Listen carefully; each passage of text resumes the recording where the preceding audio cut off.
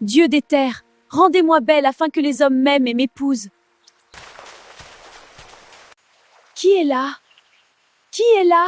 Tu désires la beauté avec tant d'ardeur, mais sais-tu seulement ce qu'elle coûte? Je veux seulement être aimée, une seule fois. Je t'aiderai, mais il y aura un prix à payer. Prends ceci, porte-le autour de ta taille, et tu deviendras belle. Écoute-moi attentivement. Ne retire jamais ce bijou de taille, et ne laisse jamais aucun homme le voir. Nadira accepta sans hésiter.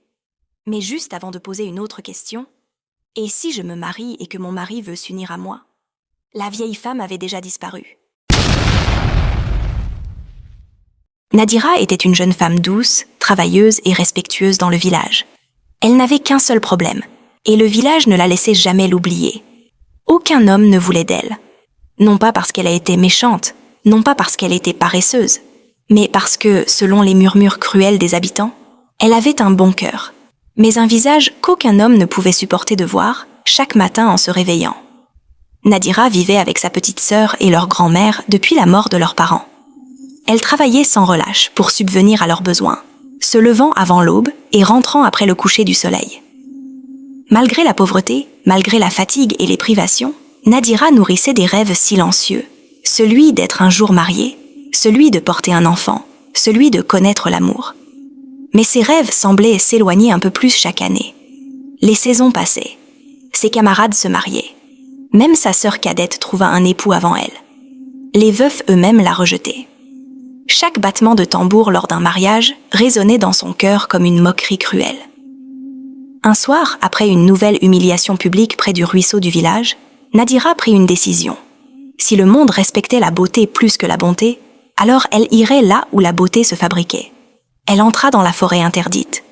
Les anciens avaient toujours averti les femmes de ne jamais y pénétrer après le coucher du soleil. Mais Nadira n'avait plus peur. Au plus profond de la forêt, sous un immense iroko ancien, elle s'agenouilla et supplia. « Dieu de notre terre, rendez-moi belle afin que les hommes m'aiment et m'épousent. » Après un long silence, une vieille femme apparut. Ses yeux brûlaient comme des braises ardentes. Nadira se dit alors « Se pourrait-il que les dieux aient enfin envoyé quelqu'un pour m'aider ?» Elle se tourna vers elle et dit avec respect « Sage mère, je vous en prie, pouvez-vous me rendre belle ?» La vieille femme répondit « Tu désires la beauté avec tant d'ardeur. Mais sais-tu ce qu'elle coûte ?» Nadira éclata en sanglots et implora « Je veux seulement être aimée, une seule fois. » La vieille femme lui tendit alors un bijou de taille. « Porte-le la nuit. Au matin, tu seras assez belle pour arrêter les hommes dans leur marche. Mais écoute-moi bien, ne pense jamais à ce bijou et ne laisse jamais aucun homme le voir. » Nadira accepta sans réfléchir. Mais au moment où elle voulut demander « Et si je me marie et que mon mari veut s'unir à moi ?» La vieille femme avait déjà disparu. Cette nuit-là, Nadira rentra discrètement chez elle. Sa grand-mère dormait déjà, sa respiration lente et profonde. La case était plongée dans l'obscurité, éclairée seulement par une petite lampe à huile vacillante dans un coin.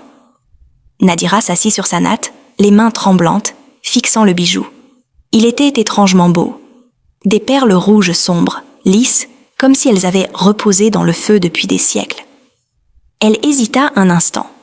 Puis elle se rappela les rires au ruisseau, les chuchotements, la manière dont les hommes regardèrent à travers elle, sans jamais vraiment la voir. Lentement, elle attacha le bijou autour de sa taille. L'air dans la case changea. La lampe trembla violemment avant de se stabiliser. Une brise glaciale traversa la pièce alors que la porte était fermée. Nadira s'allongea, le cœur battant. Cette nuit-là, elle rêva. Elle se voyait sur la place du village. Personne ne riait. Les hommes tournèrent la tête pour la regarder. Les femmes la fixaient en silence.